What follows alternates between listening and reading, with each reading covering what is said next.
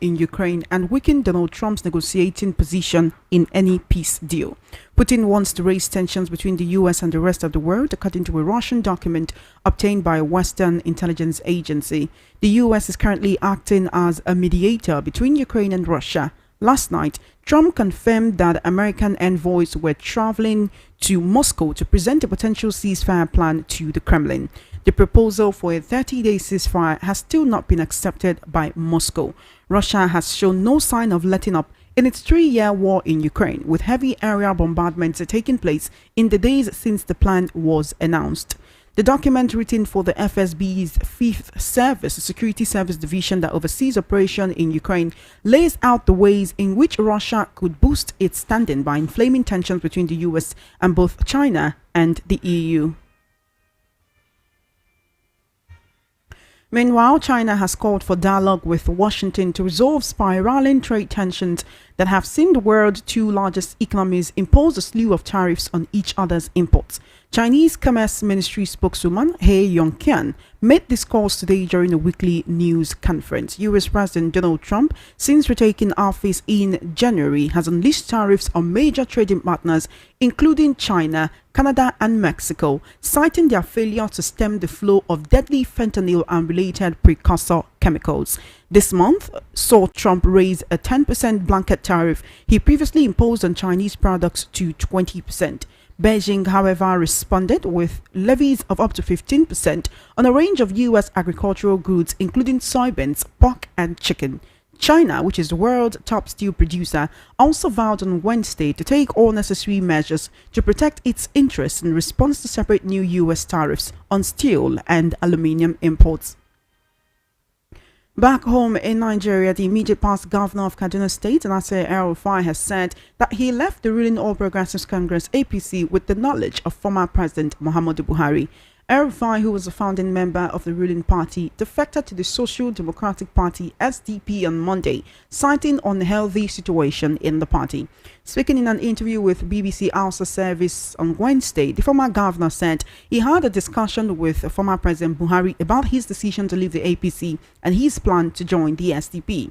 He said, and I quote, "I left the APC with his full knowledge. I visited him on a Friday and informed him of my decision to leave the party because I involve and consult with him on all my matters. I have those I consult with in everything I do. I inform them of anything I intend to do, and when they demand that I keep off, I do. My first godfather is Muhammadu Buhari." End quote. Speaking further, the former governor stated that he had no regret supporting President Bola Tinubu in the 2023 presidential election, but was surprised at his actions.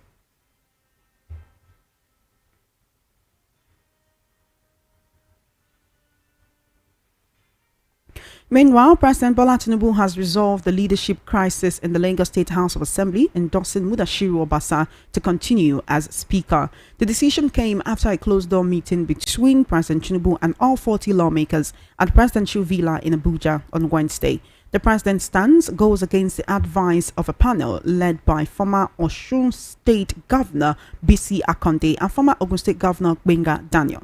The panel, along with the Governance Advisory Council (GAC), had initially suggested that Obasa should step down after being reinstated. Their recommendation was part of a political arrangement that first required Mojisola Meranda to resign as Speaker, allowing Obasa to return. The understanding was that Obasa would then step down shortly after, making way for a new Speaker from the Lagos West to balance the state's political structure. You will recall that 49 days after his impeachment on March 3, 2025, Obasa was reinstated as Speaker following Miranda's resignation and her re-election as Deputy Speaker. However, instead of stepping down as expected, he adjourned the Assembly indefinitely and refused to leave office. A presidency official who spoke anonymously confirmed that President Tinubu had urged all lawmakers to work together for the stability of the Assembly and Lagos State.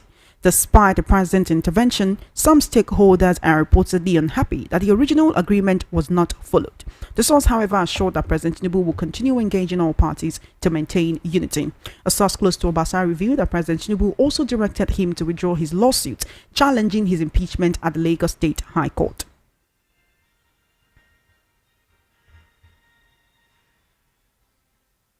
Former Rivers State Governor and Minister of the Federal Capital Territory FCT, Nyesom Wike, says his estranged successor, Governor Sim Fubara, should be impeached if found wanting accordingly. He said politics is no play and impeaching Governor Fubara would not amount to a criminal offense.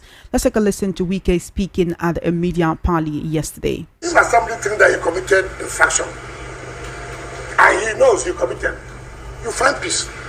It's not by gara. It's not by threatening. You see, let me tell you, if an armed robber knows he committed armed robbery, what you do when you go to court? I did this. Forgive me. Give me a second opportunity. The judge will look at you. Okay. I have done it. This of killing him. That I give him 2 years imprisonment. 3 years. You understand me? No, but when you sit with people trying to tell you, let me tell you how arrogant. Let me tell you this. The governor was misled. 3 weeks to Supreme Court judgment. You know what he did? In my own family, my community, the governor came and removed my chief. My chief, yes. I made another person in my own family. In my own family. Now, the point I'm making, because he was giving the hope that he will win the Supreme Court. So nothing. Now you tell me, we have played politics to the level you penetrate to somebody's family, to dabble into internal affairs of family. Now, you know, sometimes when people talk about this peace, you don't take everything to consideration. You just sit outside, you talk. Look at me, former governor, Minister of FCT. Governor has the timidity, the audacity, because they have money from federation account, because they have money from IGR, will enter my own family to remove the chief and make another person chief. Come on. What is anybody talking? What is anybody talking? And you are telling me if I'm ready for peace. Who is talking this problem now? Who is talking the problem? You look at me. Me of what person, so if you have committed an offense to the people, what is wrong? Is it a criminal offense? It's provided in the Constitution. You can't just wait till 2027 to vote him out. Am I a member of the Assembly? The point I'm making, if you have committed an infraction of the Constitution and the Assembly deems it fit to say you should be impeached, let me tell you, politics is not played just like this. Is it the first person that will have threatened about impeachment? Don't you know what to do? What is all this do about it?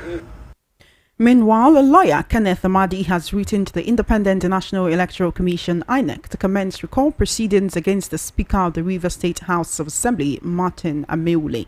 The development is the latest twist in the protracted political crisis in Rivers State, which ensued after Governor Fubara fell out with his predecessor, Nyesom Wike, currently Minister of the Federal Capital Territory.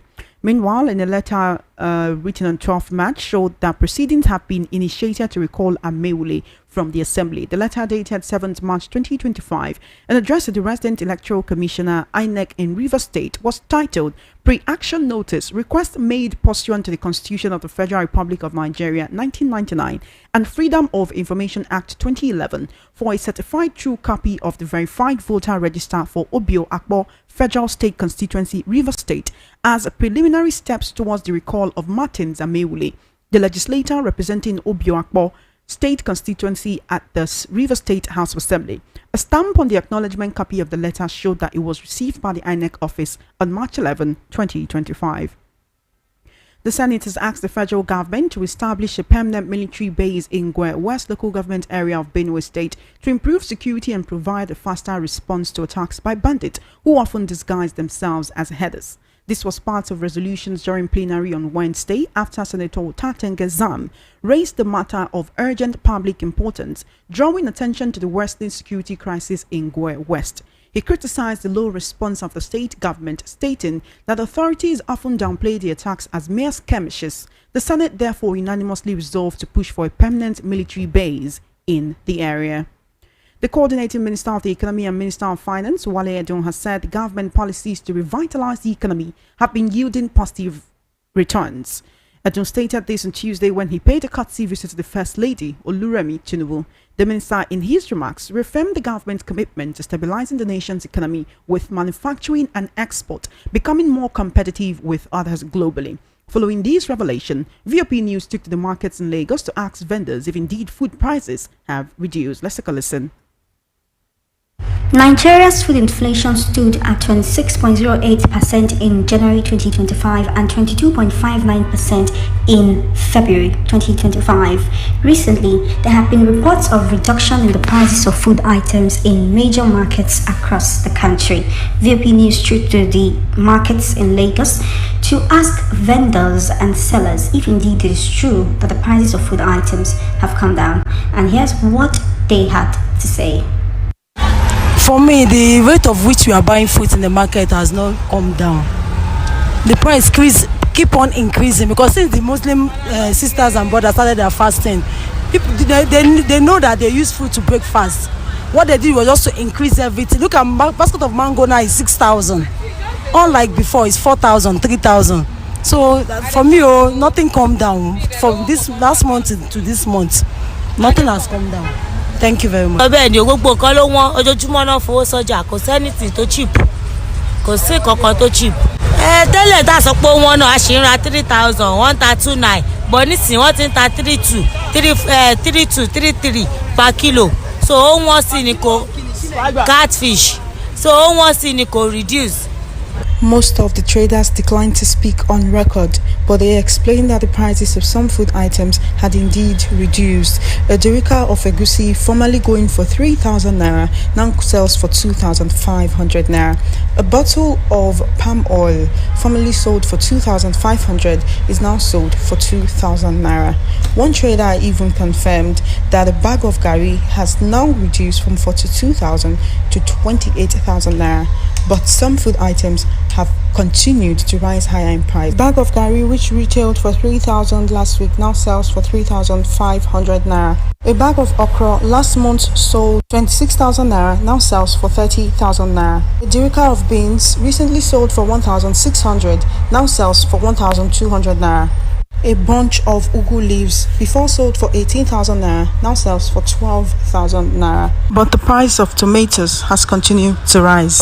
We used to buy it 2,000, 1,500, but now we are selling it 10,000 now because everything is expensive. Plantain, we are selling plantain 500, but now it's 4,000 naira because things are expensive. Bag of onions, we used to buy it 15,000, now it's 60,000 we are buying it. Plate of egg, before we are getting it, last month is 5,000, this month is 6,000, 6,500 we are selling it. What is it? Pepper, we are selling paint of pepper before 3,000, now it's 9,000 naira. Asked if customers were purchasing it at these prices, she said, Yes, because they don't have choice.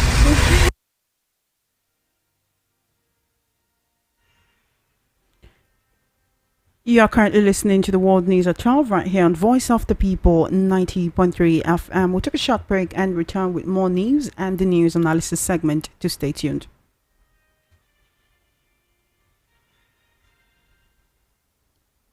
You're still listening to the World News at 12. All Progressives Congress APC chieftain Tony Cole has stated that denying the Rivers State Governor Similai Fubara access to the House of Assembly is a declaration of full-blown war. Fubara had arrived at the Assembly quarters on Wednesday morning to present the state 2025 budget, but the gate was locked, preventing his entry. However, the House of Assembly refuted claims by Governor Fubara that he was blocked from representing the 2025 appropriation bill at the Assembly complex. The spokesperson of the House and chairman of the House Committee on Information, Enemi Alabo George, dismissed Governor Fubara's allegations, describing them as a comedy skit aimed at painting the Assembly in a bad light. He stated that the Assembly had formally requested the governor to present his budget following the Supreme Court's judgment on March 3rd.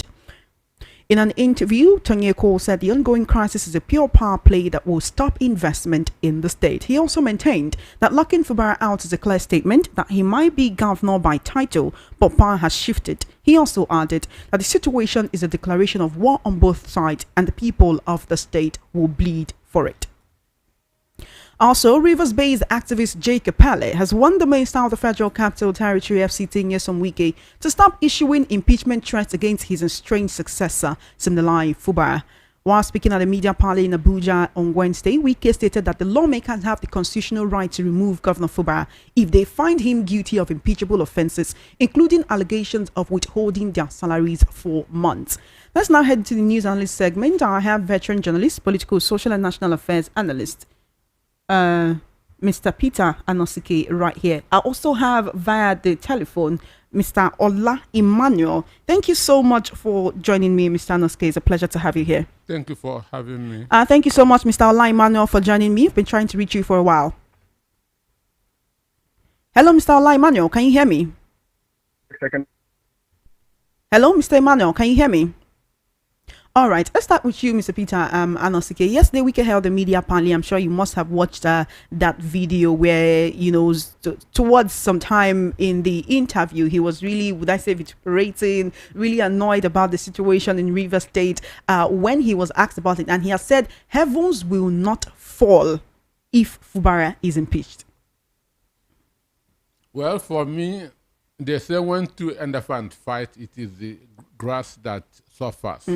What is happening in Rivers State now, it is the people of Rivers State that is being affected.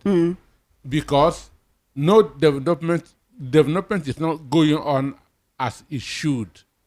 Their allocation has been withheld, so money for salaries and so on and so forth are not going. Fubara is not a poor man. Fubara has been the accountant general of Rivers State since 2014. So 2010 till he became the governor of the state. So he has made enough money for himself.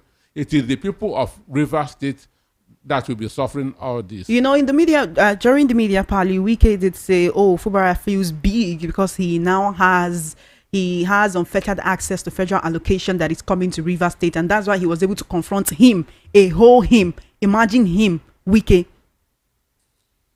Well, it's unfortunate because Peter Odende and Rotimi Amechi, who were governors before him, never acted the way he is acting. They never acted the way he is acting. And that's why the governor decided that to cite a psychiatric hospital in his local government because something might be wrong upstairs. I want to leave this conversation and then come back to it, but there are a lot of people who believe that this crisis started with Governor Fubara pulling down the Rivers State House of Assembly complex in a bid to maybe show his power as executive governor of Rivers State. And that was why this whole pro-Wike lawmakers defected in the first place, till the crisis has now exacerbated to what it is at the moment. Yesterday, Governor Fubara was locked out of the venue where the pro-Wike lawmakers were sitting. He said he was going to represent the 2025 budget. On Sunday, he wrote a letter to them, and they said, you cannot just send us a letter via social media. We will not attend to it. There are certain people who feel like Governor Fubara is actually trying to foster peace, but at the media party yesterday, Wike said this is not the behavior of someone who wants peace to reign. He said Fubara went to his hometown and removed a chief from his own family and just put someone else there as an affront to him. Wike. Well, for me, I commend Fubara for his behavior yesterday when he got that's at the assembly. His behavior that I appreciated, because if he's some other person, he would have broken down that gate, because he is the chief security officer of Rivers State. He is in charge of Rivers State. Going by the Land Use Act of 1978, all the land in Rivers State is in the hand of the governor. If it's somebody like me, that is the governor of Rivers State, I will have by myself broken that key. You cannot be you cannot be calling for violence. Mr. Ola Emmanuel, thank you for joining me again. Can you hear me this time? Hello, good afternoon, please. Good afternoon to you. Thank you so much for joining me. Apologies, we've been trying to reach you for a while. So El-Rufai is saying that he consulted former President Buhari before he dumped the APC for the SDP. Just one simple question. Why would someone who is still a member of the APC push someone else to leave the party? Is this due to political ambition, or El-Rufai El-Rufai did say he can no longer stand the fact that APC no longer has the progressive ideals he knows the party for? Why would Buhari, who's still a member of the APC, push El-Rufai out of the APC to the SDP? Thank you, Chairman, and thank you, listeners, to this voice of the people. One thing we should understand about a personal decision anybody makes is that it remains personal. El-Rufai is a known political leader in Nigeria, either in APC or whichever party he represents. So nobody has the right to question him why he has to go and meet Buhari. But if he has a decision to abandon a particular party for another one, it is personal. But if you look deeply into the matter, it will interest you to know that there should be an underpinning factor that has led to why his decisions to abandon APC to SDP. At this point now, since he has not made it known to the public, no one will be able to really know there are personal ambitions. But you should understand that in politics, there are no permanent stay as far as the game of interest is what uphold politically in Nigeria. So it is not that Buhari determines what he wants to do. Besides, it is a counsel he went to seek from the ex-president. But Buhari supported that decision. Isn't that a betrayal of the party which he belongs to? That has always been the case in Nigeria. We have seen the case of Wiki upholding, making sure that the president Tinubu won in a PDP state. But Harcourt, River State, for instance, everybody knows. So if he does that, what has happened to him as a person who has allowed a PDP presidential aspirant who wants his state that he is of another party? So doing that is a game of interest, we all know. But let me also state here categorically that these whole things boils down to issues of fadarism in the political system we run in Nigeria. Until that is played down, until that is completely erased, and have the right person for the job, those things will continue. For instance, what is happening in River State today, if you look deep down into it, is an issue of godfatherism. Why would somebody I train? Why would somebody who has been under me?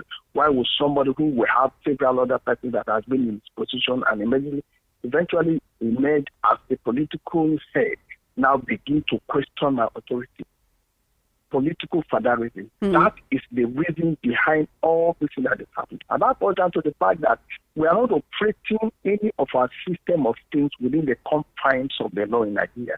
We do things that benefit our personal interests. And that is why that book called the Constitution is never been overheard. It is not respected. It has no regard for the politicians in Nigeria. But it's only being put into consideration when an average Nigerian thinks. They'll say this is the place of the Constitution, this is the place of the law. But for those people who are in political position, I can say outrightly here, without fear or favor, that those who are in political position do not respect the sovereign book called the Constitution of the Federal Republic of Nigeria.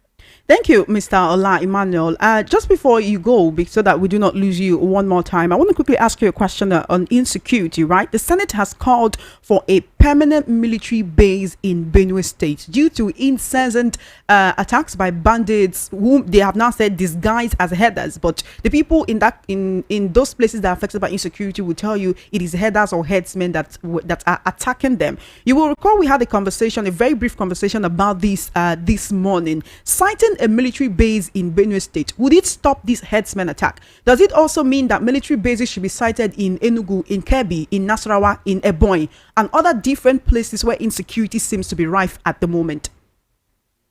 Well, when it comes to security issues, the best people to talk deep into security matters are the chief security, the chief of staff of all the arms of the Nigerian forces, the Air Force, the Army, the naval forces, and the rest of them. They are the first people that we ought to meet and now seek their consent on how to handle security matters. But if you ask for my candid opinion, the issues of killings and incessant killings, oppressions of the people in the Benue is actually something of a concern. There is no weekday in, weekday out that people don't die as a result of this plan. Now I try to look for the right adjective to qualify the people behind these operations. I've not been able to lay my hands on one. Because they come, they disguise as this today, the next day they disguise as some other thing. So calling bandits or calling herdsmen or calling whatever thing, it's difficult to really pinpoint because they come in different shapes. But in terms of fighting a military beast, if that would be the lasting solution to the killings of that person, why not? But your question is that if that happens, does it mean that has to go around in all the states of the Then we have military men who are actually supposed to be guarding the borders of the country, being involved in internal security that's supposed to be handled by the police and other security agencies. The point is this: why do they bring in the military to handle civil issues in the first place? What happened to the people who are starting with the responsibilities of handling internal security challenges? What happened to them? For instance, the governor of any state is the chief security of the state. So if there are internal crises in the state, what are the technicalities, what are the tactics deployed to ensure these things are come? If they didn't come in forms of herdsmen today, they come to invade the farmers. If they didn't go to invade the farmers today, they go to abduct and all these things. So putting a political, I beg your pardon, if putting a military base will get these persons behind the action, it will interest you to know that those people are not acting without anybody behind them. You know, Mr. Emmanuel, we've actually had reports that certain times when the military actually want to attack these bandits, they get information or they get orders from above to stop or to pull out. Right. So how do we know that their presence in those communities can actually scare away those bandits? The truth is that the private securities or whoever are trying to self-help in whichever community this is happening are only trying to do the little they can.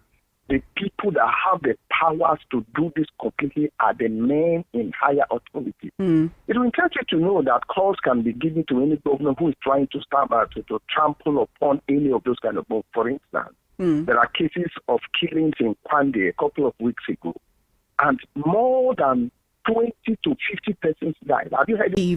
Governor Fubara is impeached.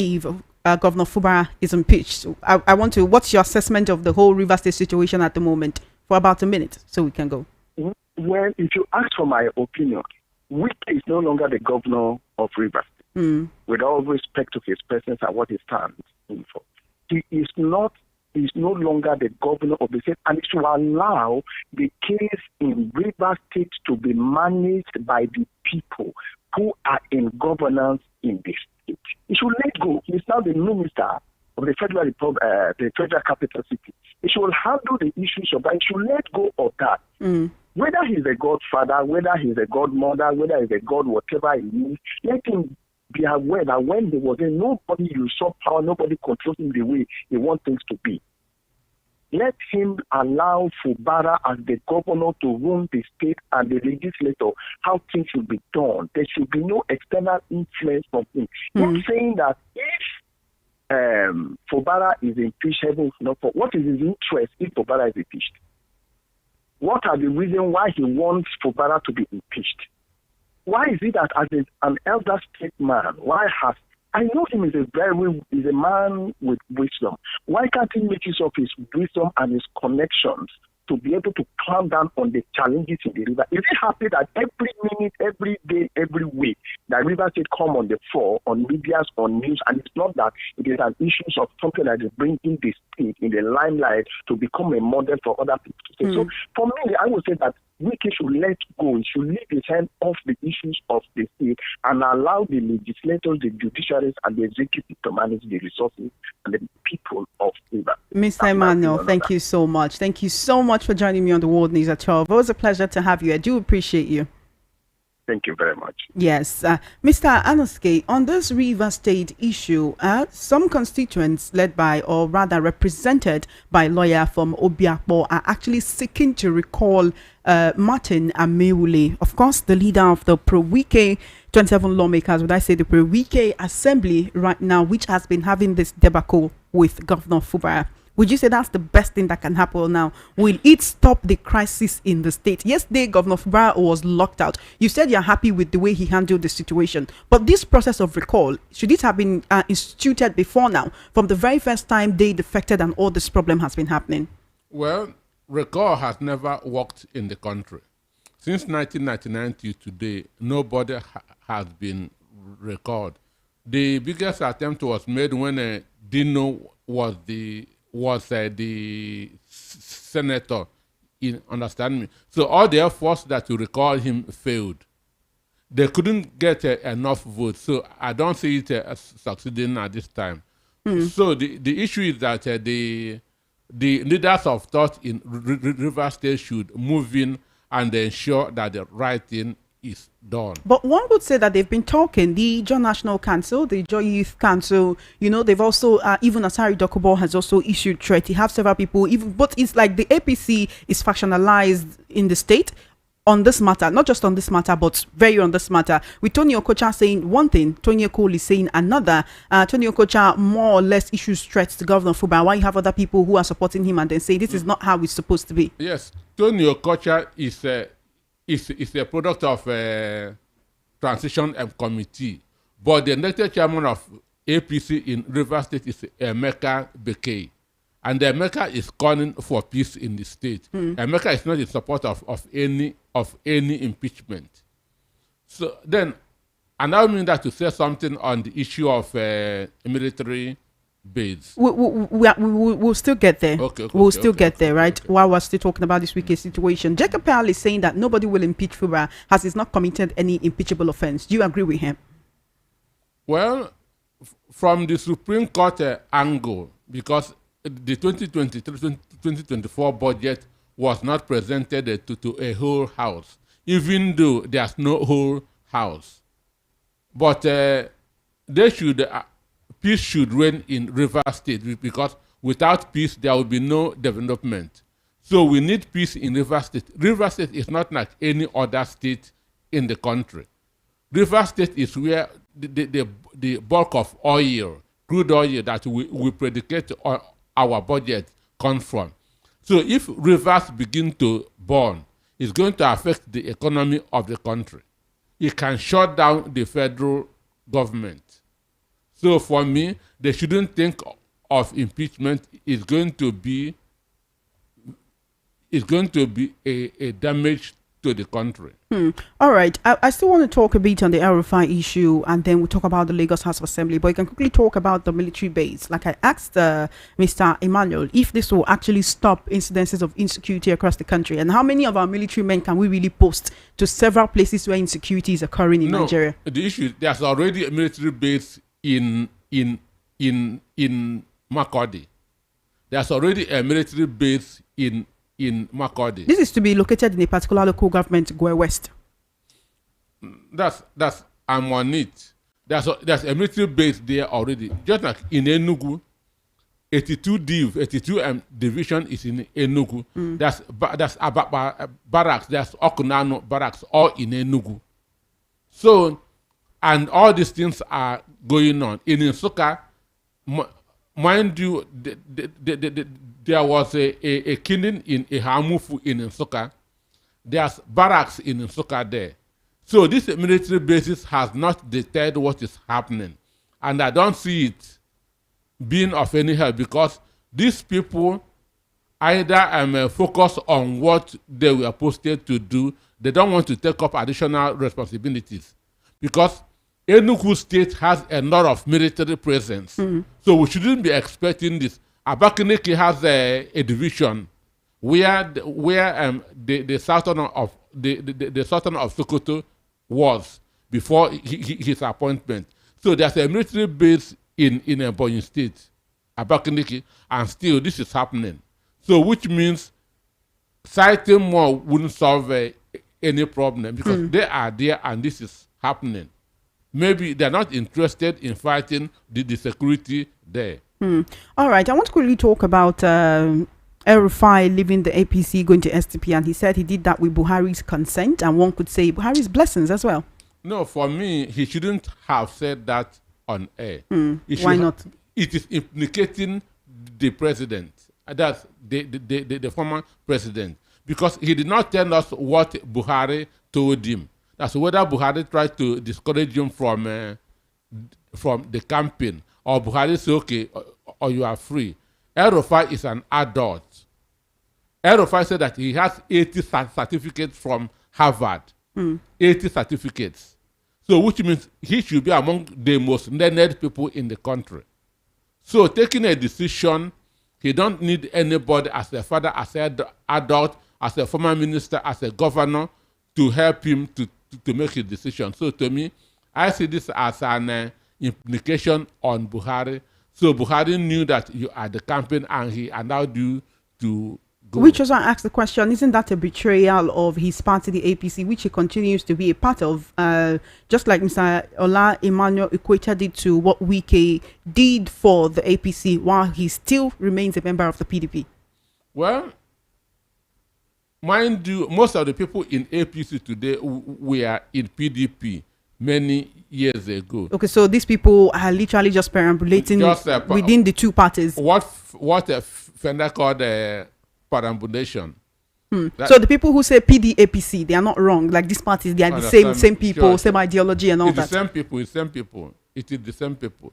Many years ago, El-Rufai was a minister in PDP. He was appointed the BPEM chairman in PDP. Today, he is in APC. Atiku was in PDP as a vice president, and he joined the APC. So they keep on moving around based on where their interests will be best served.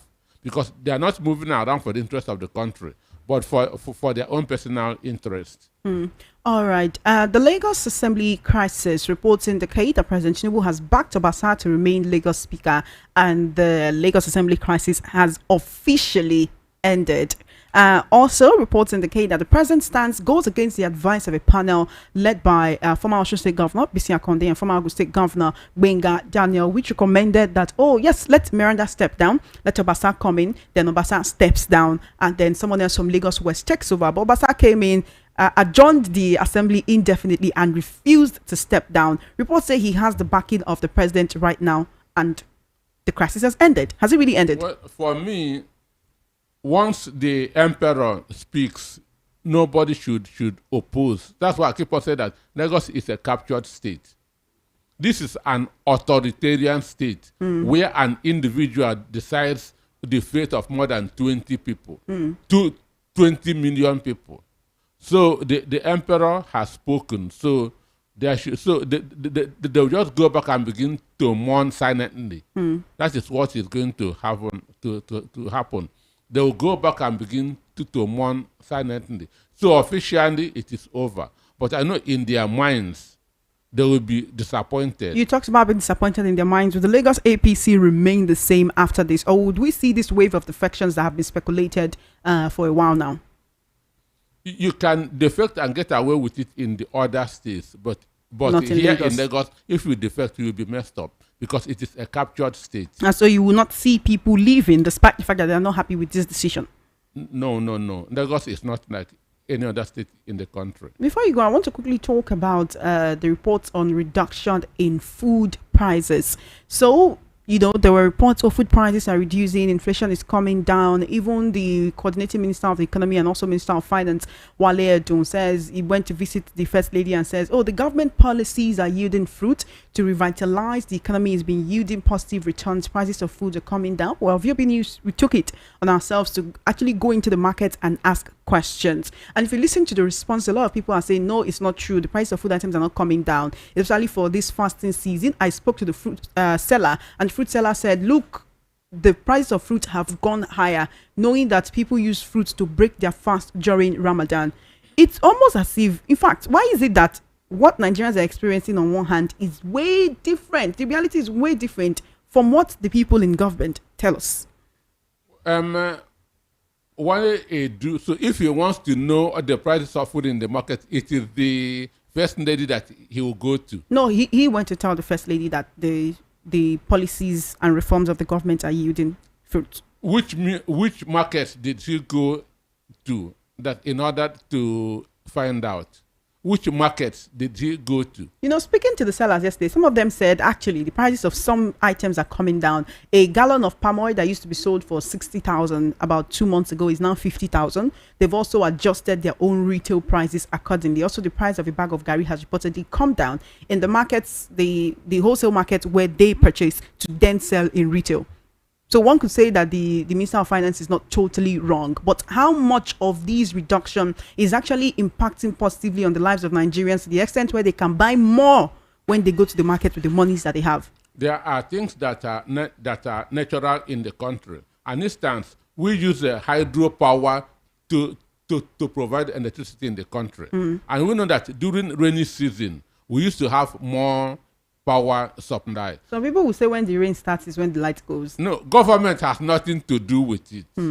Government hands has nothing to do with it. Now, this is a Ramadan time. Fruits will naturally go up because that's what they use to break their fast. So it will be more so this is just economic indices. So government is not really doing anything concerning the masses in this country. So saying that the price of food is coming down, government has no hand in it. That's the truth. It's just the forces of demand and supply. Demand as economic indices. So they are taking the glory where it's not due to them. For not adding or minusing anything. Government has no hand in what is happening in the country at this point in time. All right. Before we go on the Wike Fubara issue, Rivers State and all of that, what would you advise Governor Fubara to do now? He said he's ready to pursue peace no matter what it takes. He's ready to represent the budget. He doesn't want to keep fighting with these lawmakers. You've said the process of recall against Amewule will not work. What would be your advice for Governor Fubara going forward? Or are you happy with the way he's handling the situation peacefully? For me, he should keep on pursuing peace because where there's no peace, there can never be development. So between 2023 and 2027, it is Semi-February that is the governor. And that's what posterity will use to remember him. In your 4 years of governor, what developments did you bring? It will even go down to his children. When your father was a governor, he did this or did not do this. So he will keep on pursuing peace so that there will be development. As I said, he is already a rich man, being Accountant General of Rivers State for more than 14 years. So what is happening now will in no way affect him, but it will affect the masses, and posterity will not be kind to him. History will not be fair to him. So I advise him to keep on pursuing peace. And for those who are thinking of impeachment, they want to set Rivers State on fire. And when that fire begins to burn, it's going to consume everybody. I want to quickly talk about a second assassination on a leader of Miyetti Allah in Kwara State. Recall the leader of Miyetti Allah in Kwara State was last week murdered by unknown gunmen. Another has been killed, and it seems there is a wave of assassination happening. It's almost regarded as a targeted killing of members of the Miyetti Allah Cattle Breeders Association of Nigeria. That's Makban in Kwara State. Another member identified as Dabe was assassinated by unknown gunmen on Tuesday night. He was killed along the Ilorin-Jeba highway in the Borough local government area. This comes, like I said, after the murder of the association's chairman, Idris Abubakar, who was shot dead in front of his residence in the same Ilorin on Saturday night last week. This killing has heightened tensions among Fulani herders in Kwara State. Could this be retaliation? Well, I don't know whether it is a coincidence or it was a targeted attack. This is the duty of the Nigeria police force to go into action and discover what really is happening. So as I said, I don't know whether it's a coincidence because this thing happens on the highway. Maybe they don't know who their victim is, but they should find a formal report and for investigations to be carried on, because Kwara State is not known for all this kind of violence.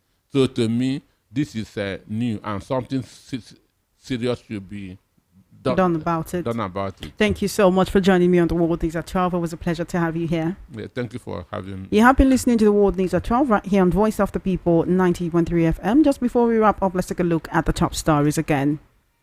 You heard that El-Rufai has revealed he left the APC with former President Muhammad Buhari's consent.